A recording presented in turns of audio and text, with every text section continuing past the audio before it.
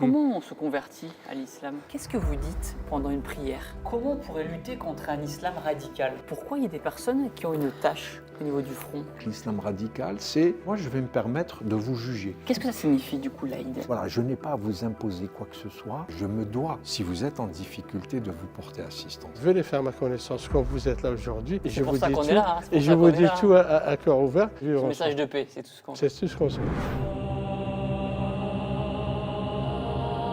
Aujourd'hui, on a rendez-vous à la Grande Mosquée de Paris. On va rencontrer le recteur de la mosquée, c'est un petit peu le directeur, l'imam, et ainsi visiter la mosquée. Dans des vidéos précédentes, j'avais visité une synagogue, une église. Aujourd'hui, on visite une mosquée. On va leur poser toutes les questions possibles et ils vont y répondre pour nous. C'est parti pour la vidéo. Monsieur le recteur, merci Bonjour. de nous recevoir. Ici, où sommes-nous alors? Nous sommes à l'entrée principale de la Grande Mosquée de Paris. Vous avez ici un verset coranique, c'est la porte de la paix. Toute personne qui entre dans cette mosquée, il entre en paix et il sera en sécurité dans ce lieu. Tout le monde est le bienvenu. Tout le monde est le bienvenu, pratiquants ou non, visiteurs tout simplement, peuvent venir accéder à la mosquée. Vous savez, il y a des étudiants qui viennent, qui s'installent. C'est beau, c'est magnifique à l'intérieur. Donc, nous sommes dans une architecture haussmannienne et puis d'un coup, on se retrouve dans une architecture arabo-mauresque. Elle va avoir 100 ans, cette mosquée. Waouh! Elle s'est en tout cas harmonieusement installée dans ce beau quartier Non, elle est magnifique. de Paris 5e. Alors, comme nous sommes en période de Ramadan, cette affiche sert à rappeler aux fidèles musulmans qu'ils doivent verser la somme de 7 € pour purifier le mois de Ramadan qui est en train de s'écouler. La personne majeure doit verser pour lui 7 €, pour son épouse, pour ses enfants. Un célibataire majeur qui vit tout seul, il paiera les 7 €. Et la somme de 7 € est fixée en fonction du niveau de vie. Et ça représente plus ou moins ce que peut coûter un repas. Le mois de Ramadan est un mois qui permet aux musulmans de se rappeler qu'il faut être frugal, qu'il y a des personnes autour de nous qui ne mangent pas à leur faim. Bien sûr. Et donc, il y a tout cet aspect spirituel. Et donc, pour terminer le mois, la personne s'acquitte de cette somme de 7 €. Et où va cet argent alors? Le musulman peut le donner à son entourage, quelqu'un qui a besoin de cet argent. S'il le verse à la mosquée, nous sommes tenus de le verser soit à des personnes nécessiteuses, soit à des associations qui vont savoir utiliser à bon escient cet argent. On y va, si vous Allez, voulez let's bien. go. On fait vidéo, Quelle est la mission du recteur? Dans la hiérarchie des fonctions religieuses, ça n'existe pas. Il n'y a que l'imam. Le recteur, parce qu'ici à la Grande Mosquée de Paris, il y avait à la fois la mosquée et un institut donc, de la Grande Mosquée de Paris. C'est comme ça que le directeur de la mosquée a eu le titre de recteur. D'accord, mais le recteur, c'est un peu le directeur des lieux. C'est, disons, le président directeur général de la mosquée. Voilà, le CIO de la mosquée. En 1922, quand on a décidé de la construire, quand on a entamé les travaux, c'est sur une surface de 7500 mètres carrés. Et à l'époque, l'architecte avait décidé que 50% de la mosquée serait en jardin. Bonjour, là, nous avons notre guide principal. Bonjour Thibaut, enchanté. Qui est à la disposition donc, des personnes qui viennent pour visiter. Des touristes, d'accord, très bien, enchanté. Donc nous avons ce petit espace qui permet aux touristes de venir s'acquitter d'une somme symbolique, qui permet donc à la guide de les accompagner, etc. Nous vendons quelques objets, des livres qui sont mis à la disposition des personnes qui sont intéressées par mieux connaître la religion musulmane. L'inauguration s'est faite en 1926. La mosquée a été construite juste après la Première Guerre mondiale, à la suite du sacrifice de nombreux musulmans qui sont morts durant la Première Guerre. Pour la France. Voilà, pour la France. On voulait donner à l'islam une place particulière en, je dirais, reconnaissance du sacrifice des musulmans pendant la Première Guerre mondiale. Tout ça a fait qu'on a mis beaucoup de temps pour la construire. Et regardez, je dirais, l'aspect architectural. Il y a un toit qui a été réalisé par la suite. Parce qu'on est à Paris, qu'il pleut. Et donc, c'est vraiment un toit expérimental qui permet aujourd'hui d'ouvrir le toit quand il fait beau. Le patio est utilisé également pour la prière, notamment du vendredi. Parce que le vendredi, si vous voulez, c'est la grande journée pour les musulmans, Jumu'ah en arabe, le regroupement. Il y a plus de monde, j'imagine. Il y a beaucoup plus de monde et la prière du vendredi avec les fidèles. En début d'après-midi, l'imam va faire son prêche à 13h50, qui va durer une vingtaine de minutes. Avec le prêche et la prière, ça fait la grande prière du vendredi. La prière, c'est un moment de rencontre avec son Créateur. Le musulman doit se préparer psychologiquement à cette rencontre. Il y a tout un moment de préparation et notamment les ablutions. Il doit être en état de pureté au moment où il va se présenter pour faire la prière. Combien de temps ça dure à peu près les prières? Alors, il y a 5 prières par jour, entre 3 et 4 minutes maximum. Et les prières peuvent se faire un peu n'importe où? N'importe où, non. Il faudrait que ça soit dans un lieu relativement intime, propre, pouvoir vous isoler quelque part. Et donc, il y a les 5 prières, la prière du début de la journée, du lever du jour. Et puis après, vous allez avoir celle de la moitié de la journée, à partir de midi, midi et demi, en fonction du calcul, parce que l'islam est organisé selon un calendrier lunaire.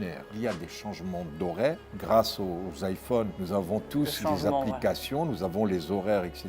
Nous en avons une autre qui est en milieu d'après-midi. Et nous avons une prière au moment de la tombée du jour. Et aujourd'hui, donc au moment du lever du soleil, jusqu'au moment de la tombée du jour, ce moment-là, nous sommes en train de jeûner. Parce que c'est Ramadan actuellement. C'est le Ramadan actuellement qui dure entre 29 et 30 jours. Et donc, à la fin de la journée, au tomber de la nuit, et à ce moment-là, nous faisons cette prière et nous rompons le jeûne. Avec la date, la fameuse date. Voilà, la fameuse date, le verre de lait. Et après, 1h30 plus tard, vous avez la dernière prière de la nuit, la Isha, qui est celle qui va clôturer ces 5 prières quotidiennes. Tous les jours? Tous les jours. Ok, donc on passe par les jardins. Bon, il ne faut pas très beau. Après, on en parlera des jardins. Oui, bien sûr. Parce que je pense qu'ils ont leur importance. C'est un lieu de sérénité où le pratiquant, quand il rentre, il doit être complètement apaisé. Donc là, ablution homme et ablution femme. Voilà, absolument. Ici, nous allons entrer dans la salle d'ablution des hommes. Donc voilà, vous avez la possibilité d'enlever vos vêtements. Vous devez obligatoirement enlever vos chaussures et vos chaussettes. Vous devez avoir les avant-bras nus pour pouvoir pratiquer ce qu'on appelle les ablutions. C'est comme je vous ai dit, un moment de purification. Donc d'abord, vous devez avoir une tenue propre. Vous commencez par vous laver les mains, après vous lavez la bouche 3 fois, le nez, les oreilles. Vous passez de l'eau sur vos cheveux. À ce moment-là, vous faites les ablutions des avant-bras. Donc vous commencez toujours par la droite et puis les pieds jusqu'à la cheville. Ça, c'est avant chaque prière? Avant chaque prière. Alors, qu'est-ce qui remet en cause vos ablutions? Si vous avez été aux toilettes, vous n'êtes plus en état d'ablution. Ces moments-là, ce n'est pas uniquement physique. Il faut également spirituellement ne pas avoir de mauvaises idées. Je suis énervé contre Thibaut, je vais avoir des idées noires et en même temps, je vais aller faire ma prière. C'est pas possible. Il faut qu'il y ait une adéquation entre son physique et son spirituel. Dans l'idéal, parce on est humain, donc... Voilà, on est dans une vie où il y a des stress. Et ça, c'est ce qu'on appelle les petites ablutions. Dans quelles circonstances on fait des grandes ablutions? C'est les rapports sexuels notamment. Il est bien le vendredi de faire des grandes ablutions avant de vous diriger vers la mosquée. Et donc, il est dit à chaque fois que lorsque vous allez à la mosquée pour la prière du vendredi, il faut être complètement pur. Être pur, vous habiller, vous parfumer, parce que vous allez être en contact avec le fidèle. Il ne faudrait pas que j'ai des odeurs qui vont vous gêner ou quoi que ce soit. Et une fois que c'est fait, on peut aller à la prière. On peut aller vers la salle de prière. Après vous, allez-y. Merci beaucoup. Là, je vais vous montrer la salle de prière des femmes. En islam, il faut savoir que lorsque vous n'avez qu'une seule salle de prière, ce sont les hommes qui se mettent devant et les femmes derrière. Pourquoi il y a une petite séparation comme ça? C'est écrit comme ça. Il y a aujourd'hui certaines pratiques dans des mosquées qui considèrent que hommes et femmes peuvent prier l'un à côté de l'autre. Mais nous, nous sommes dans la tradition religieuse classique. Nous avons mis à leur disposition une salle plus grande que la salle de prière pour hommes. Elles sont ensemble, elles arrivent avant la prière, donc elles peuvent parler, échanger entre elles. Et là, il y a bien évidemment des micros pour que les femmes puissent entendre le prêche.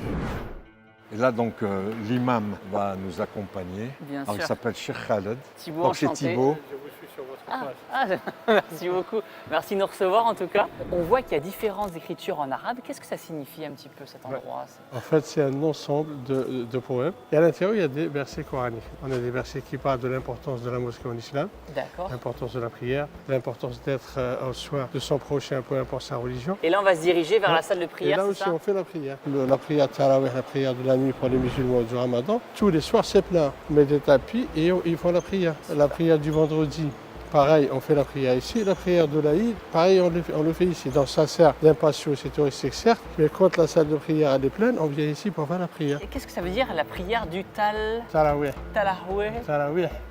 ou la prière de la nuit. Ok, la prière de la nuit, c'est plus simple pour moi à dire. Tarawih, c'est spécialement que pendant le Ramadan. Donc on fait 8 de façon générale, plus 3, les 3, c'est des prières surrogatoires qui sont tout au long de l'année après l'Isha. Et on clôture toujours par ce qu'on appelle al-witr. Avec elle, c'est comme si vous fermez la porte et vous attendez le lendemain. Donc celui qui veut avoir plus d'action, il se rapproche de son créateur avec ses prières surrogatoires, avec d'autres actes surrogatoires. Toute cette culture, on l'apprend au fur et à mesure, c'est ça? Au départ, ce qu'on conseille, par exemple, aux convertis, aux jeunes, quand ils sont en apprentissage, on leur demande au départ de faire les choses mécaniquement, sans chercher à se comprendre. L'imam a fait ça, je fais ça, l'imam il s'incline. Après, on médite. Pourquoi je fais ça? Ça veut dire quand je dis Allah Akbar et Dieu est grand, je laisse tout derrière moi et je vais vers lui. Je vais chercher la miséricorde, la clémence de Dieu, non seulement pour moi, mais pour tout le monde. Et donc, je médite sur chaque acte. Moi, je m'incline et je vais chercher ce côté spirituel qui est entre moi et mon créateur. La prière en soi, c'est une relation spirituelle entre le serviteur ou la servante et son créateur. À l'époque, les salles de prière, il n'y avait pas de tapis. Donc c'était le sable, on pouvait rentrer avec nos chaussures. Bien sûr. Sauf que maintenant, ça change. Donc maintenant, il faut enlever les chaussures. Voilà. C'est juste pour la propreté. La propreté et le respect du milieu. C'est un milieu qui est sacré. La pureté et la propreté. Voilà. Les mosquées, c'est les demeures de Dieu. En fait, c'est comme si vous êtes invité chez Dieu. Très bien.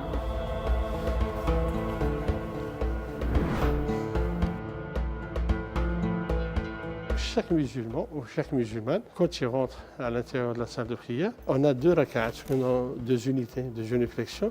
C'est la salutation de la mosquée. Et ça, c'est individuel. Je vais faire 2 unités, monsieur le recteur 2 unités. Ensuite, il faut qu'on les termine. Si c'est l'heure de la prière, donc je vais prendre. Donc là, à la mosquée de Paris, on a mis des Corans partout, en arabe et en français. Donc je peux m'asseoir ici. Si j'ai une lecture, parce que chaque musulman il a une lecture, ce qu'on appelle le ratib, tous les jours, il lit 2 pages, 3 pages, 4, selon ce qu'il peut, selon son temps. Donc je vais m'asseoir et je vais lire. J'ai fini à ce moment-là ce qu'on appelle les du'a, les invocations. J'ai besoin de quelque chose, je suis chez lui. Je lève mes mains, je commence par le louer, le remercier pour tous les bienfaits qu'il a sur moi, sur vous, sur monsieur le recteur. Je prie sur le professeur sallam, ça c'est une éthique aussi. Ensuite je lui demande tout ce que je veux. Par exemple la santé. La santé, la paix dans ce monde. Je vais même acheter une voiture, je lui demande de m'aider. Tout ce que je veux, je peux lui demander. Que dans cet endroit, c'est lui-même qui répond. Je suis là. Donc le fidèle, quand il est dans la salle de prière, il va lire le Coran, il fait des invocations, etc. Et il est dans l'attente de l'imam qui va faire l'adhan, l'appel à la prière. Dans les pays musulmans, la tradition prophétique voulait que, pour qu'il puisse se faire entendre l'imam, il va monter sur un monticule au départ. Et puis après, on a construit des mosquées avec un minaret. Donc l'essentiel, c'est que sa voix porte pour que tous les fidèles sachent que c'est l'heure de la prière. Alors nous sommes en France. Symboliquement, le minaret est là, mais nous ne faisons pas d'appel à la prière pour ne pas gêner. Parce que c'est un pays laïque, c'est ça? Voilà, on ne va pas perturber les voisins, ceux qui ne sont pas musulmans, d'entendre comme ça un appel à la prière, ce n'est pas normal. Et donc on est dans un état laïque également, on ne peut pas faire ce genre d'appel. Mais on le fait ici dans la cour symboliquement. Ça fait combien de temps que tu es imam, toi? Presque 15 ans. Et comment on devient imam? Est-ce qu'il y a une école? On a une cellule de formation des imams. Nous ici c'est 3 ans, on suit une formation théologique. Il y a le côté aussi tout ce qui est l'environnement, là où on se trouve. Donc on doit avoir par exemple un dieu de laïcité pour savoir ici où on vit. Pour le discours religieux, on travaille un atelier avec M. le recteur qui est énorme. Ça fait 2 ans qu'on y travaille. Comment un imam peut parler, être consulté par une personne, qu'elle soit musulmane ou pas, et que doit être sa réponse? Bien sûr. Parce que ce qu'on appelle l'avis religieux, la fatwa, ce qu'on peut dire dans un pays musulman à 100%, on ne peut le dire ici. Donc ici, il faut qu'on s'adapte au contexte de la personne. D'accord. Et pour cela, on prend les 4 écoles juridiques pour lui trouver une solution à sa question. Et pourquoi tu as voulu devenir imam alors? Moi, j'ai une formation scientifique. J'ai été ingénieur d'État. Ah oui. Mais comme depuis tout petit, je voulais faire imam, pas imam, côté religieux. Sauf que le papa à l'époque, il ne voulait pas. Et j'ai enseigné, j'ai ramené mon diplôme. J'ai fait ce que tu m'avais demandé de faire. Est-ce que je peux faire le religieux? Il m'a dit vas-y. On a l'application de la Grande Mosquée de Paris, Salat. Aujourd'hui, la prière de ce début d'après-midi est à 13h54. La prière de, comme je vous ai dit, la moitié de l'après-midi, c'est à 17h30. Et la prière qui va de la tombée de la nuit, là où on peut rompre le jeûne et en même temps faire cette prière qui est à 20h27. Ça veut dire que tous les jours, l'heure des prières change? Absolument. D'accord, Absolument. wow, okay. Il faut vraiment suivre de Oui. près. Et vous avez la dernière prière de la nuit qui est à 22h12, Salat Tarawih. Si la dernière prière, elle était à 22h12 et qu'on est fatigué, qu'on va aller au lit, Il faut la faire quand même. donc il faut mettre le réveil pour faire la prière et se rendormir après. Absolument. D'accord. Qu'est-ce qui se passe intérieurement si on loupe une prière? Quand on loupe une prière, c'est pas catastrophique. Il faut la refaire. Il y a des exceptions. Quand on voyage, quand on est malade, etc. Ok. Parce que l'islam, si vous voulez, il y a un verset coranique qui dit que c'est Dieu qui parle, je ne suis pas là pour vous contraindre, je suis là pour vous faciliter les choses. Et donc à partir de ce verset, il y a énormément de dispositions qui sont prises. Donc quand vous parlez du voyage, quand vous allez prendre l'avion pendant 12 heures, etc., on va alléger les prières. D'accord. Le ramadan également, c'est-à-dire que toutes les obligations sont allégées si vous êtes malade, si vous êtes en déplacement. La prière, donc il y a des heures, mais nous travaillons. Quelqu'un qui est conducteur de bus, qui ne peut pas s'arrêter pour faire la prière, ben, sûr. il les regroupe à la D'accord. fin. Moi, il m'est arrivé en tant qu'avocat de ne pas pouvoir faire la prière pendant la journée. Ben, quand je rentrais le soir à la maison, je les faisais. Bien évidemment que la situation idéale, c'est de faire les prières l'heure précise. à leurs heures, mais en même temps, nous sommes dans une vie moderne, vous êtes dans un état laïque, vous ne pouvez pas vous permettre de faire la prière De dans sortir votre... de classe. Voilà, vous êtes enseignant et puis vous dites à vos élèves, attendez, je sors faire ma prière et je reviens, ce n'est pas normal. Tout ça est pris en compte dans notre pratique religieuse. Du coup, moi je suis catholique, j'ai été baptisé. Comment on se convertit à l'islam? On échange avec la personne, on va voir pourquoi il veut se convertir. Ensuite, on lui explique l'islam et la pratique culturelle de cette religion en se focalisant sur les 5 piliers. Ensuite, on lui laisse un temps de réflexion propre à lui. Il réfléchit, il va voir si cette religion effectivement répond à ses attentes. Il se trouve dans cette religion. Si c'est le cas, et à ce moment-là, on lui fait prononcer ce qu'on appelle la profession de foi. C'est le premier pilier. Profession de foi, comme chez les catholiques. Il la prononce. Ok. Une fois qu'il la prononce, il devient musulman. Il a tous les droits et devoirs. Mais après, il y a 4 piliers derrière, donc il y a une pratique religieuse au quotidien. Qui fait de moi un musulman ou pas? Cette salle de prière, elle est d'abord dirigée. Vers la Mecque. Le fidèle, oui. quand il entre, il sait qu'il se met dans cette position. C'est là où on a calculé la direction de la Mecque à l'époque. Et en 1922, lorsque le premier recteur, qui s'appelait Qadou Ben Rabrit, à l'époque, ils ont ramené une grande boussole pour faire le calcul donc, précis de la Mecque. Et c'est là où ils ont construit ce qu'on appelle le mihrab, qui est cette niche où vous trouvez ça dans toutes les mosquées du monde. Là, nous savons que nous sommes en direction de la Mecque. Je vous remontre encore la petite application. Voilà, vous cherchez la Qibla, on est regardé. Elle n'est pas très sûre, hein, ça va. Mais disons que...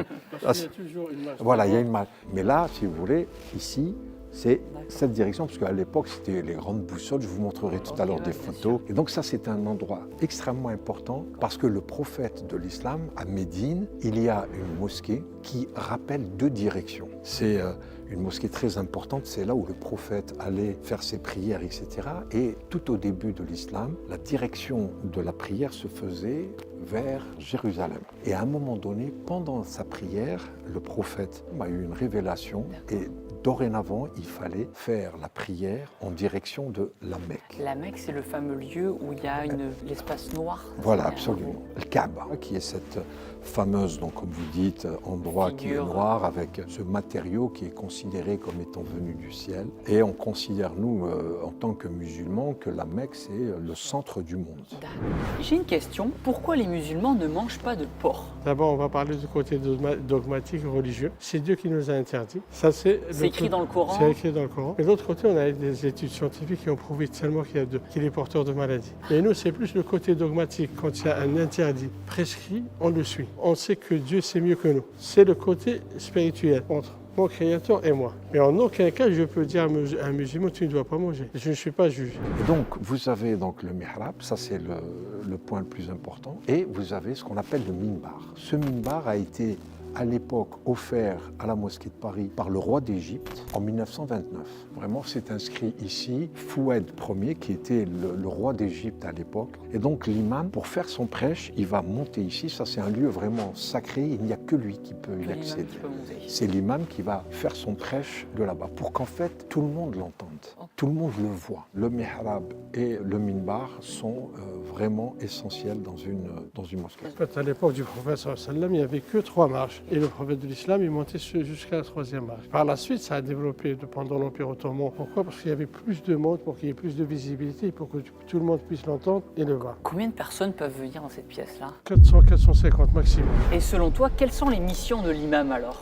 Il y a beaucoup de missions. Surtout, nous, c'est le côté religieux. Déjà, d'une, on dirige la prière, les 5 prières quotidiennes, la prière du vendredi. Ensuite, on a des bureaux, ce qu'on appelle services religieux francophones et arabophones. Des personnes, quand il y a un litige parent-enfant entre époux, ils viennent nous voir. Donc, on écoute les 2 versions et on essaie juste de les arranger. Vous êtes un conseiller un petit peu. Voilà, mais on est surtout là pour les concilier, mais jamais les séparer. De l'autre côté aussi, il y a comment pratiquer son culte ici en France, dans un pays qui n'est pas musulman. Oui. Par exemple, un étudiant à la fac qui vient nous dire il travaille toute la journée, il a un TD de 14h à 17h, il ne peut pas faire la prière. Que dois-je faire? Donc on a ce qu'on appelle la souplesse dans la jurisprudence. On lui dit quand tu as une pause à 13h et tu as une prière qui est à 13h. Et on leur dit de regrouper les 2 prières. Ça c'est possible, d'accord. Sa pratique culturelle, elle est là. Et de l'autre côté, là je parle des études. Parce que le premier verset qui a été révélé au prophète, c'est chercher le savoir. Donc à ce moment-là, on essaie de lui donner toujours une réponse positive et une réponse adéquate à son cas. D'accord. Il y a une souplesse de votre part parce qu'on n'est pas dans un pays musulman. Il le faut.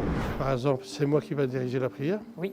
Et les fidèles, donc c'est moi je me mets là. Ça, c'est que pour l'imam. Et tous les fidèles, ils vont se mettre un à côté de l'autre. Mettez-vous là, c'est voilà. Je vais vous dire avancer. D'accord, ok, très bien. Donc ça, je vérifie, tout le monde est prêt. Donc je me mets là, de dos, et j'ai le micro. Et eux, juste, ils me suivent. Et vous, vous êtes aussi face à la Mecque. Qu'est-ce que vous dites pendant une prière? Donc il y a déjà le premier acte. On dit Allah Akbar, Dieu est grand. Dieu est grand. On commence par ça. Il y a des prières qui sont à haute voix, il y a des prières qui sont à voix basse. Quand je fais la Akbar, je récite la première sourate, le prologue ou l'ouverture Al-Fatiha. Ensuite, je récite une autre sourate. Je termine, je m'incline. Quand moi je m'incline, c'est tous les fidèles qui vont s'incliner. Et pendant l'inclinaison, je fais une invocation pour Dieu. Louange à Dieu, le miséricordieux, le grand. Après, je peux demander quelque chose à Dieu pendant la prosternation. Parce qu'il a été dit et rapporté dans une narration prophétique où le prophète de l'Islam dit l'endroit où le serviteur et la servante est plus proche de son créateur, c'est quand il se prosterne. Quand je me prosterne, il y a des personnes qui restent longtemps. Et je me redresse. Après, je le remercie de m'avoir permis de venir ici l'adorer. Pourquoi il y a des personnes qui ont une tache au niveau du front? Parce qu'il y a le tapis, ils font beaucoup de prières. Ça veut dire parce qu'ils font beaucoup de prières. Beaucoup de prières, ils font beaucoup de prières, mais ça n'a pas une connotation religieuse. C'est pas parce que moi j'en ai pas que vous en avez que vous êtes mieux. Parce que la balance auprès de Dieu, le meilleur d'entre vous, c'est le plus pieux. D'accord, ok. C'est ça la balance. Okay, il n'y a pas de différence entre un blanc, un noir, un grand, un petit, si ce n'est avec la piété. La piété, c'est celui qui se rapproche de Dieu, c'est-à-dire celui qui suit les prescriptions de Dieu, c'est loin de ses interdits. Et donc, une fois qu'on se prosterne, ensuite on se redresse, par exemple, il y a un moment donné, on va rester assis et on fait le tashahhud. On demande à Dieu quelque chose de précis, ensuite on fait la prière abrahamique pour Ibrahim. Abraham, c'est le grand-père de tous les musulmans. Et donc, on dit que les prières de Dieu soient sur son messager Ibrahim, comme ils ont été pour son messager Mohammed, le nôtre, et que Dieu soit satisfait de Ibrahim, comme il a été de Mohammed. Et ensuite, on fait salam. Salam, c'est le salut. Une fois que je fais le salut, je suis sorti de ma prière. Ensuite, l'imam, quand il est là, il se retourne vers les fidèles. Donc là, il était en face, et là, il se retourne en face des fidèles. Et donc là, chaque fidèle, il va faire certaines invocations. Il y a certains noms de Dieu, on les répète 33 fois. Et ça prend 2 minutes. C'est un peu comme un chapelet. Il y a beaucoup de similitudes avec les catholiques, avec le Je vous salue Marie, le Notre Père. Voilà, ben nous, on salue Dieu, c'est 33. Ensuite, on le loue 33. Et la dernière, la 100e, on dit là, il n'y a de divinité digne d'être adorée si ce n'est Allah et que Mohammed est son messager. On a fini. Vous voulez partir, vous pouvez partir. Vous avez une question à poser à l'imam, c'est à ce moment-là, vous allez vous rapprocher, vous allez vous asseoir. Et j'ai une question pour vous, c'est intime. Donc si ça prend du temps, l'imam va vous dire venez avec moi au bureau. Si c'est juste comment rattraper ma prière, donc ça prend 5 minutes, on l'explique. Est-ce qu'il y a d'autres similitudes entre l'islam et le judaïsme et entre l'islam et le catholicisme? La foi, la validité de l'islam d'une personne n'est valide à 100% que si on croit en tous les autres prophètes. Depuis Adam jusqu'à Moïse, Jonas, Abraham, Joseph, tous les prophètes sont distinctions. Il n'y a pas un musulman sur terre, quand il entend Moussa, il dit alayhi salam que la paix de Dieu soit sur lui. Jésus, que la paix de Dieu soit sur lui. On a même, on va aller encore plus loin, où on prend le Coran. Il n'y a pas une sourate dans les 114 sourates dédiée à une des épouses du prophète sallam. Par exemple, à Aïcha, il n'y a pas. Mais il y a une sourate entière dédiée à Maryam, Marie. Marie, ok. Donc Marie, nous on l'appelle Maryam. Jésus, c'est Isa, mais c'est les mêmes. Donc on a une sourate, vous pouvez la lire, c'est de A, Kaf, Aïn, Sad, jusqu'à la fin, elle ne parle que de Marie et de Jésus. Comment qu'elle a été enceinte, où est-ce qu'elle a accouché. Et donc ça nous donne l'importance que l'islam donne à Jésus et à Marie, Maryam. Donc l'islam, si on peut dire, il a pris des autres religions, il a pris du judaïsme, du christianisme, et il a ramené sa propre touche à lui, qui est l'islam. Donc on a des valeurs communes, on a un seul Dieu, c'est pour ça qu'on dit la religion monothéiste. Et si vous allez, tout à l'heure, M. l'acteur, il a parlé des minarets, vous avez 3 boules. Il a été dit que ces 3 boules, c'est le judaïsme, le christianisme et l'islam. Le dernier, la petite boule, c'est l'islam, c'est le dernier arrivant. L'islam accepte toutes les religions, toutes les différences, et c'est juste dans le respect. Il y a 3 ou 4 ans avant le Covid, on a fait une journée porte ouverte ici, et on a accueilli tout le monde. Il y avait des chrétiens qui sont venus ici, femmes et hommes, et l'imam de l'époque, il a cité la fameuse sourate de Maryam. Une femme, elle me demande, vous croyez au mari? Je dis, c'est oui. Marie, on dit non. Et toute la soirée, elle parle de Marie. Je dis oui. Et à ce moment-là, comme le cheikh, il parlait en arabe, donc à chaque fois qu'il s'arrête, j'essaie de lui donner le sens du verset. Je vous promets qu'elle a pleuré. Il m'a dit, je ne savais pas. Je dis, ouais. Ici, il y a beaucoup de gens qui ne savent pas. Hein, je pense qui ne savent pas que... Le monde se porterait mieux si les gens étaient un peu cultivés. Et donc c'est pour ça, il y a un dicton qui dit juste... Venez m'écouter, venez faire ma connaissance quand vous êtes là aujourd'hui. Et je vous dis tout, et je vous dis tout à cœur ouvert. Et depuis que M. le recteur est là, il fait le maximum pour vraiment propager ce message de paix. Ce message de paix, c'est tout ce qu'on souhaite. C'est tout ce qu'on souhaite. Trop bien, merci beaucoup en tout cas. Pourquoi les tatouages, les piercings sont interdits, pas conseillés? C'est interdit, oui, parce que l'être humain, c'est comme vous, moi, on est un dépôt que Dieu nous a légué, qu'on doit lui rendre intact. Donc le tatouage, ça change un petit peu l'enveloppe. Et donc je dois rendre mon dépôt comme il se doit. C'est comme pour la cigarette. La cigarette, il n'y a pas un texte qui l'interdit. Mais il y a un autre verset qui dit tout ce qui nuit à votre santé, il est interdit. Maintenant, si moi je fume et le lendemain je dois rendre mon corps à Dieu et que je le rends avec une maladie, avec un cancer, avec autre, donc j'ai des comptes à rendre. Je comprends. Donc, et la sacralité du corps de l'être humain, elle est plus sacrée que la maison de Dieu, la Kaaba. Et on doit prendre soin. Donc il faut faire du sport. C'est pour ça que je vous suis sur votre page. Voilà. Mais je vais pas vous faire du sport, il ne faut pas fumer. Voilà. Il ne faut pas fumer. Pareil pour l'alcool. On sort du contexte religieux. Vous avez vu les dégâts que fait l'alcool? Bien sûr, oui. Énorme. Tous les ans, les Moi, je ne bois pas d'alcool, je sais. Même. Donc quand Dieu nous l'interdit, il n'a pas besoin de l'interdire. C'est plus pour notre hygiène de vie. C'est plus pour nous. Comment on va vivre avec l'autre et comment on va vivre en société et comment qu'on soit bénéfique pour l'autre. Le musulman doit être en permanence dans une situation de discernement. C'est-à-dire que demain, si je suis en état d'ébriété, maître de ses moyens, je peux faire des choses que je regretterai par la suite. Des mots, des expressions, un comportement agressif, etc. Et le lendemain, quand je vais me réveiller, je me dis, tiens, Thibaut, je me suis mal comporté avec lui. Et vous verrez que les jeux de hasard, on voit bien qu'il y a des personnes qui sont malheureusement complètement sous addiction du jeu. En islam, on ne veut pas que le musulman puisse s'aventurer sur ce type de chemin qui pourrait véritablement lui faire perdre son discernement. Donc, il n'y a pas de casino dans les pays musulmans? En principe, non. Et donc, tout ce qui est jeu de hasard, tout ce qui est alcool, tout ce qui nuit à la santé physique et mentale est quelque part interdit en islam. Vérifiez qu'on n'est pas dans l'excès. Même quand on se nourrit pour pouvoir vivre, pour que vous restiez en bonne santé. Et donc, c'est ça l'éthique, je dirais, de notre religion. Une ligne de conduite, une vie quotidienne, absolument. C'est ça qui est important. Voyez Thibaut, regardez. nous avons les différentes prières en bas. Les 5 prières dont on a parlé tout à l'heure avec les heures. On arrive à la fin du Ramadan, Voilà. il y a la prière de l'Aïd. Qu'est-ce que ça signifie du coup l'Aïd? Alors l'Aïd, c'est la fin donc, de ce mois de Ramadan. Comme je vous l'ai dit, nous sommes dans un calendrier lunaire. Donc le Ramadan sera de 29 ou de 30 jours. À ce moment-là, on va décider, la commission donc, des imams va se réunir. Il va y avoir ce qu'on appelle la nuit du doute. Donc les imams vont se mettre autour de la table et vont examiner est-ce que c'est mardi l'Aïd, donc à ce moment-là on aura fait 29 jours de jeûne, ou mercredi. D'accord, il y aura un jour en plus. L'Aïd, c'est le dernier jour. Il y a énormément d'aspects festifs également, c'est-à-dire que les familles vont parer leurs enfants des plus beaux habits parce que c'est soit leur premier mois de Ramadan. Ok. Donc il y a toute une joie qui va se faire. Le matin, c'est le petit déjeuner. C'est-à-dire que pendant un mois, nous n'avons pas eu de petit déjeuner. Bien sûr. Donc la maman, elle va préparer le petit déjeuner, etc. D'accord, c'est une fête importante, Voilà. c'est une célébration. Donc la famille vient à la mosquée pour faire la prière de l'Aïd, suivre la prière de l'imam. Donc l'imam entre par cette porte, va souhaiter à tout le monde, je dirais, une bonne fête, que ça se soit bien passé. Parce que c'est un moment très important dans notre spiritualité. C'est plus facile de faire le Ramadan dans un pays qui est complètement musulman. Parce qu'ils adaptent les horaires. Mais ici, on arrive quand même à s'adapter. Et ce que moi je recommande sous le contrôle de l'imam, c'est qu'il ne faut pas aujourd'hui que le jeûne soit un prétexte pour ne pas aller au travail, Bien sûr, demander à son employeur de le laisser jours de sortir, congé, etc. C'est Que- personnel. Absolument. Il ne faut pas que notre rite, donc les 5 obligations dont on a parlé, viennent perturber notre vie professionnelle. Voilà, je n'ai pas à vous imposer quoi que ce soit parce que je suis musulman. Donc Thibaut, moi je ne vous parle pas pendant le mois du Ramadan parce que vous n'êtes pas musulman. Ok. Je ne m'assois pas avec...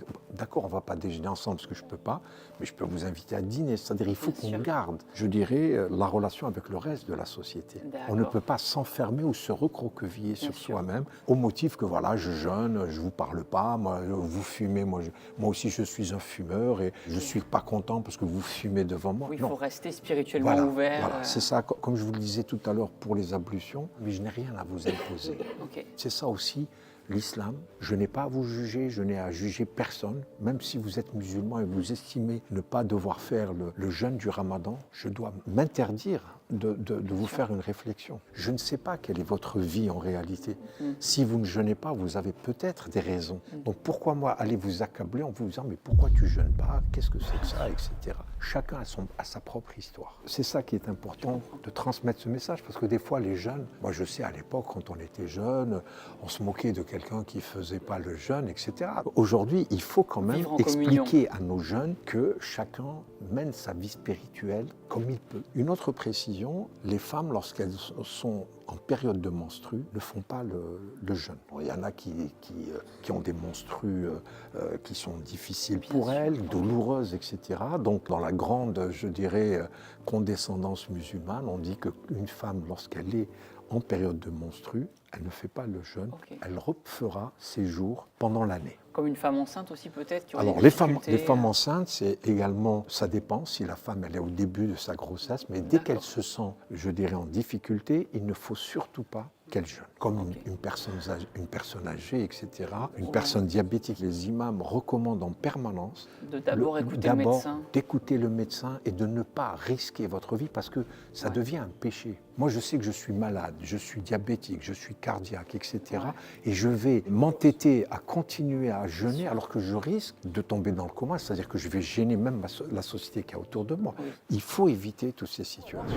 Comment on pourrait lutter contre un islam radical? Moi, je pense qu'il faut expliquer ce qu'est l'islam. L'islam, c'est une relation verticale entre le fidèle et son créateur. Il n'y a pas d'intercesseur, comme le disait monsieur l'imam. Et Dieu, en fonction de votre comportement, va vous juger Au paradis ou... le paradis ou l'enfer. Donc, il y a ce qu'on appelle une balance. Donc, il y a des versets coraniques qui parlent de l'mizan, d'une balance, qui va, durant toute votre vie, calculer le nombre de péchés et le nombre de bonnes actions, etc. Donc, cette relation que vous l'avez dans votre intime, et là, personne ne peut vous reprocher quoi que ce soit. Et moi, je le dis, même quelqu'un qui pratique assidûment sa religion, on parlait tout à l'heure de 5 prières, il y a des fidèles qui font en plus des prières obligatoires, plusieurs prières surérogatoires. Il y en a presque une dizaine quotidiennes qu'il peut faire. Moi, ça ne me gêne pas. Le jeûne du Ramadan, c'est 29 ou 30 jours dans l'année. Il y en a qui vont faire comme le faisait le prophète de l'islam, le lundi et le jeudi en plus.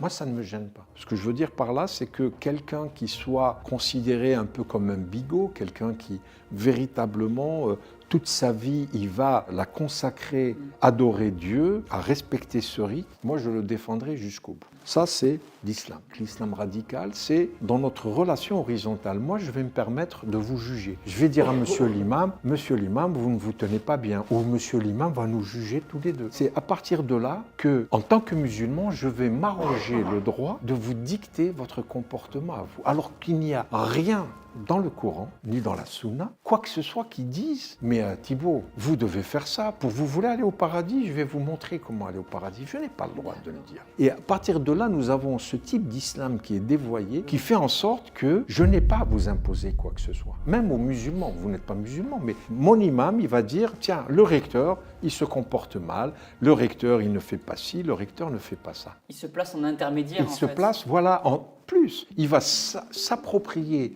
le pouvoir divin, parce qu'il y a des versets coraniques qui disent « C'est moi, Dieu, qui décide, est-ce que Thibaut croit en moi ou pas? C'est moi, Dieu. » Alors pourquoi le recteur de la mosquée de Paris ou l'imam, il va dire, vous vous rendez compte, vous êtes en train de mener une vie dépravée, il faut que vous deveniez musulman, je vais vous imposer à entrer dans la religion musulmane. Ce n'est pas normal. À partir de là, nous avons un dévoiement de notre religion qui malheureusement est devenu très courant. Et vous voyez bien qu'on part simplement de reproches que je peux vous faire à après être plus agressif, peut-être même devenir violent, etc. Et c'est ça qui, aujourd'hui, salit le plus notre religion. Et entache, effectivement, notre religion. Et c'est pour ça que le rôle des imams est capital. Il faut qu'ils aient la formation, il faut qu'ils aient la pédagogie pour pouvoir s'adresser aux fidèles et pour leur expliquer. Les imams, aujourd'hui, même dans leur prêche, vous savez, par exemple, les voisins, nous sommes à la mosquée de Paris, nous sommes une des rares mosquées en France qui est en plein centre. Donc, nous avons des voisins et les imams passent leur temps à dire qu'il faut respecter le voisinage, même le stationnement. Dans votre voiture, vous allez stationner, vous mettez votre voiture n'importe où. Je vais à la rencontre de Dieu, je m'en fiche, moi, que je bloque. Eh bien, l'imam leur dit, non, votre prière ne pourra pas être validée par Dieu. Comment vous bloquez le garage de quelqu'un qui va pouvoir sortir pour aller travailler? Pourquoi vous le faites? Ça commence par le respect d'autrui. Il faut respecter les règles de la société dans laquelle nous vivons. Le soir, quand on fait les prières surérogatoires, les fameuses prières de Tarawih, on termine à 11h du soir. C'est vrai que c'est agréable, le ramadan, on sort, il fait beau, on va allumer une cigarette, on va discuter, etc. On va parler à voix haute. Et les gens qui dorment, qui vont demain travailler, pourquoi je vais les déranger? Donc l'imam recommande vivement aux fidèles, lorsqu'ils quittent la mosquée, de la quitter en silence pour ne pas faire de bruit, pour ne pas gêner les voisins. Donc c'est ça également ce qui est la règle du savoir-vivre, de vivre avec les autres et de ne pas chercher à s'imposer. Je jeûne pour moi. Je ne vais pas vous dire Thibaut, je jeûne, vous me foutez la paix, je suis énervé, je suis fatigué, vous me demandez d'aller là-bas, non, je jeûne. Ça, c'est le comportement qui n'est pas le comportement d'un musulman.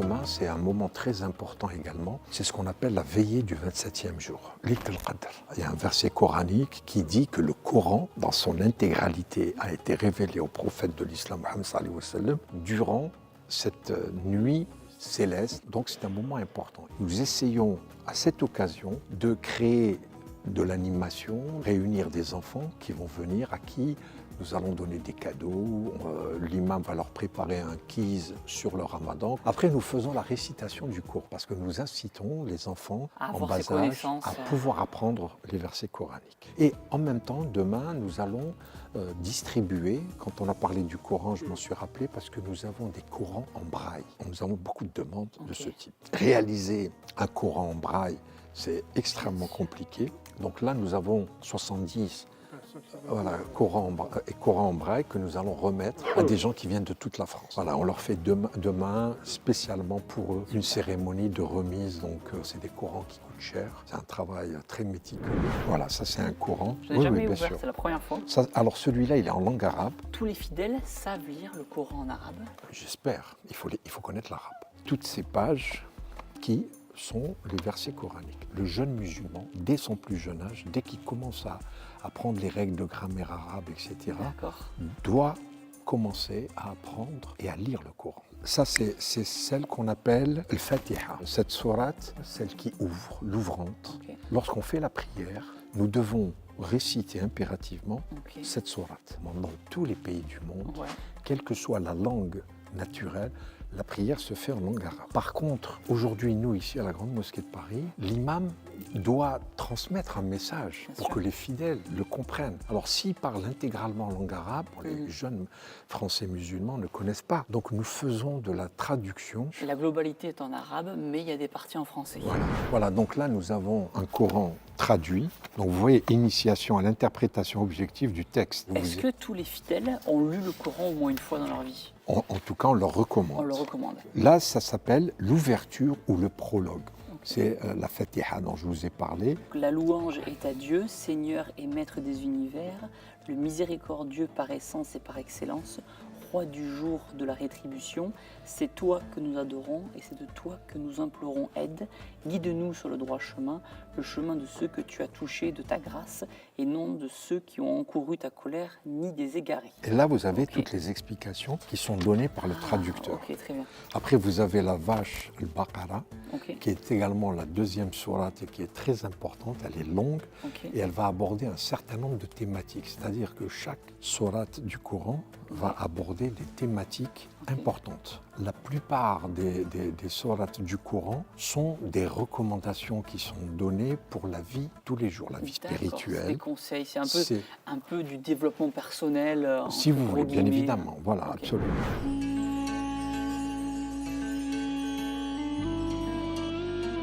Du coup, par rapport au mariage, j'ai une question. Est-ce qu'un homme musulman peut se marier avec une femme qui est catholique ou juive? Tout à fait. On parle du mariage avec les gens du livre, les juifs et les chrétiens. Parce que la condition sine qua non, c'est de croire au même Dieu. Qu'elle soit chrétienne, soit juive, ça c'est l'autorisation qui est écrite, qui est donnée. Il faut être au moins croyant. Au moins croyant et est donnée dans le Nouveau Coran. Donc on peut se marier. Après, il y a d'autres conditions aussi. Le mariage civil, c'est obligatoire. La priorité, c'est le mariage civil. Toute personne, tout imam ou religieux qui célèbre un mariage religieux sans le civil, 6 mois de prison, 7 500 € d'amende. Ah oui, ok, d'accord. Donc nous, on demande le mariage civil. Une fois que le mariage civil est établi, on leur donne un rendez-vous. Ensuite, on demande la présence obligatoire des deux époux. Bien sûr. Il n'y a pas de procuration. 2 témoins musulmans. Par contre, une femme musulmane ne peut pas se marier avec un homme chrétien ou juif. Elle ne peut se marier qu'avec un musulman. Mais il y a une réflexion faite, un travail énorme qui est en train de se faire pour voir s'ils peuvent trouver quelque chose qui peut autoriser. Mais pour le moment, la femme musulmane ne peut épouser qu'un musulman. D'accord, ok. Pour l'instant, c'est comme ça, mais est-ce qu'on peut dire que ça peut évoluer par la suite, peut-être? Peut-être, s'il y a des réflexions faites, peut-être. La présence des 2 époux, la formule magique, comme on le dit à la mairie, on demande à la femme si elle accepte d'épouser monsieur. Et si monsieur, c'est pour voir s'il n'y a pas de contrainte. Ce n'est pas un mariage forcé, un mariage de raison. Est-ce qu'ils acceptent? Oui, à ce moment-là, l'imam, il va réciter la Fatiha, parce que c'est une tradition, mais ce n'est pas religieux. Ensuite, il va leur donner des conseils qui les puissent du Coran. Elles sont une demeure pour vous, vous êtes une demeure pour elles. Et la demeure en soi, c'est l'endroit intime où la personne, le couple, il va se retrouver, il va retrouver cette sérénité, cette sécurité. Ça va prendre soin d'elle, et elle prend soin de lui. Ensuite, on prend une référence aussi dans un verset coranique où Dieu nous dit « Dieu vous a vêtis d'elle » et inversement. Donc des conseils de façon générale. Ensuite, on leur fait des invocations, que Dieu bénisse cette union, cette relation, et on leur souhaite que du bien. Et ensuite, on établit un acte de mariage en arabe, en français, que monsieur le recteur signe par la suite, et on leur remet au couple. Comme ça, ils ont et le mariage civil et le mariage religieux. Donc là, vous voyez des tapis, c'est pour la prière du vendredi, parce que nous allons après tapisser tous ces endroits pour permettre aux fidèles de s'installer, de faire la prière. La bibliothèque. Voilà. C'est la salle Ibn Badis, donc, qui est du nom d'un grand savant musulman algérien qui est là en photo. En 1930, il a créé une association en Algérie et à l'époque, il a permis pour les enfants d'être dans des écoles mixtes. Alors qu'à l'époque, en France, il y avait l'école de garçons et l'école de filles. Ibn Badis avait considéré que le savoir était capital pour le musulman. Donner la possibilité à un enfant d'apprendre à lire, à écrire, c'était nécessaire et que la mixité, donc garçons et filles, n'était pas un obstacle pour l'apprentissage de l'enfant. Et donc il avait créé des écoles mixtes pour donner l'exemple et pour montrer que le savoir transcende toutes les autres... Dans quel pays? En Algérie. En Algérie. Et la bibliothèque est ouverte aux fidèles? À tout le monde, bien évidemment. Et ici, vous voyez, ce sont des jeunes étudiants. On leur a fait un concours en 2022 à l'occasion du centenaire de la pose de la première pierre de la Grande Mosquée de Paris. Et donc vous avez toutes les explications de l'architecture de la mosquée, le zellij, qui est le matériau que vous voyez un peu de partout. C'est ça, c'est le matériau, c'est ça le zellij, hein, c'est un peu partout. C'est une sorte de mosaïque un petit peu? C'est une mosaïque qui est fabriquée de manière artisanale, qu'on utilise beaucoup dans tout ce qui est architecture arabo-musulmane. Je me suis amusé à faire avec un dessinateur les différents recteurs qui se sont succédés. Et donc, Kadour Ben Rabrit, 1926 à 1954, dont on a vu tout à l'heure qu'il était enterré dans la mosquée. Son neveu Ahmed, qui est resté jusqu'en 1957, donc 3 ans. Vous voyez, les tenues sont traditionnelles ici. Oui, et après, vous allez avoir la cravate, avec encore un peu le chèche, mais après ça va être enlevé. Donc ici Hamza Boubaker jusqu'en 1982, 82, 89, 89, 92, Tijani Haddam, Dalil Boubaker de 92 à 2020. Et vous êtes du coup... Je suis là. Magnifique, très beau. Je suis le gardien du temple. Et je voulais vous montrer simplement pour voir ce tableau qui date de 1917.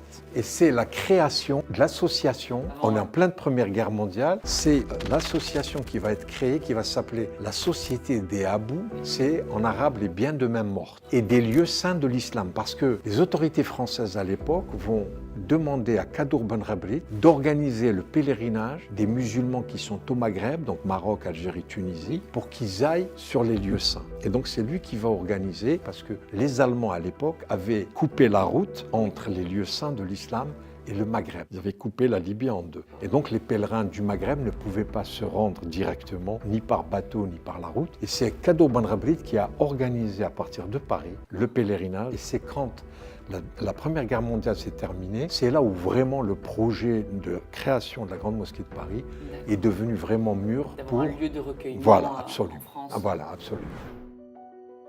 Et là, donc, nous nous rendons vers le Jardin d'Éden, le fondateur de la Grande Mosquée de Paris, le premier recteur, Kadour Ben Rabrit, qui est enterré ici. La tombe, elle est là. Donc ici, vous avez 2 plaques commémoratives des 2 guerres mondiales, donc celle de la Deuxième Guerre et là-bas celle de la Première Guerre mondiale, qui ont été inaugurées l'une par François Hollande, président de la République, et l'autre par le président Sarkozy. D'accord. Et aujourd'hui, cette tombe, ce lieu-là, est devenu un lieu de recueillement. À chaque fois qu'il y a donc des cérémonies de recueil, etc., ça se passe ici. En mémoire des soldats... Voilà, musulmans morts pour la France. Vous avez ce jardin d'Éden. C'est magnifique, hein? Une belle fierté pour nous parce que vous voyez comment cette architecture, et vous avez donc le minaret. Le minaret en face. Et nous allons terminer, si vous voulez, bien sûr, cette visite. J'allais vous dire ce pèlerinage. Exactement. Une plaque qu'a inaugurée le président Macron en 2022. Donc à l'occasion du centenaire de la pose de la première pierre de la Grande Mosquée de Paris, M. Emmanuel Macron, président de la République, est venu exprimer la reconnaissance de la France pour le sacrifice des soldats musulmans durant la Première Guerre mondiale et rappeler l'action de la République pour la construction de la Grande Mosquée de Paris. Donc ici, je vous avais parlé des hommes qui ont joué un rôle capital pour la réalisation de la mosquée de Paris. Le premier, c'est le maréchal Lyautey, avec Édouard Herriot qui était député, Paul Bourdary qui était journaliste à ce moment-là, et Sir Kadour Ben Rabrit, donc le fondateur de la mosquée qu'on voit ici. Bien sûr. Et ici, voilà, nous sommes en train de visiter donc le terrain avec Kadour Ben Rabrit. Il y a 100 ans. Ouais. Voilà, la pose de la première pierre avec Lyautey. Et ce que je vous avais dit, ils sont en train de calculer donc la direction de la Mecque. avec la boussole pour après réaliser ce qu'on avait dit, le mihrab. Donc là, c'est des travaux qui ont été réalisés. C'est vraiment un travail minutieux qui a été réalisé. Vous voyez le patio, Bien tel sûr. qu'on l'a vu tout à l'heure. C'est super d'avoir des photos. Voilà, absolument, absolument. Pendant la Deuxième Guerre mondiale, Kadour Ben Rabrit, avec un de ses imams, Adel Mesli, ont participé très activement au sauvetage de Juifs qui étaient à l'époque poursuivis par les nazis. Les Juifs sont cachés ici dans la Bien mosquée. sûr, les Juifs ont été cachés ici. On a fait des actes de conversion Wow. parce qu'à l'époque, les Juifs de l'époque étaient tous des Juifs qui venaient d'Afrique du Nord, ce qu'on appelle des séfarades, donc qui ressemblent aux musulmans, Ok. qui sont circoncis comme les musulmans, Ok. parce que les nazis vous demandaient d'enlever votre pantalon Voilà. pour vérifier si vous étiez Bien sûr. circoncis. Et comment ils faisaient la différence Et entre donc, les musulmans et les juifs? le fait de donner un acte de conversion à Moïse, Jacob, etc., et qui se retrouvaient appelés Mohamed, etc. C'est-à-dire qu'il y avait seulement l'acte de conversion qui pouvait les sauver des nazis à ce Absolument. moment-là. Ah oui, oui. Et Abdelkader Mesli, donc l'imam qui était l'adjoint du recteur de l'époque, a été déporté à Auschwitz du fait qu'il a joué ce rôle dans les sous-sols de la Grande Mosquée de Paris. Beaucoup de Juifs ont témoigné en disant que moi je me rappelle avoir été sauvé. C'est une histoire très particulière Bien sûr. et qui montre aujourd'hui la grandeur de l'islam. Comme l'a dit le pape François, nous sommes tous des êtres humains, des créatures de Dieu. Que vous ne croyez pas en l'islam, ça ne veut pas dire que vous êtes quelqu'un moins bon, etc. Je me dois, si vous êtes en difficulté, de vous porter assistance. C'est notre obligation religieuse. Et ça, c'est important de le rappeler en permanence. Merci beaucoup. Merci pour cet Thibault, accueil. merci à vous d'être Merci, c'était venu, très de vous agréable. intéresser à... Pour toutes ces connaissances, je pense qu'on a permis d'instruire beaucoup de monde à travers cette vidéo. Merci. Et de remettre un petit peu, si je puis dire, le minaret au centre du village ou l'église au Absolument. centre du village. Merci beaucoup Avec Thibault. plaisir, merci beaucoup.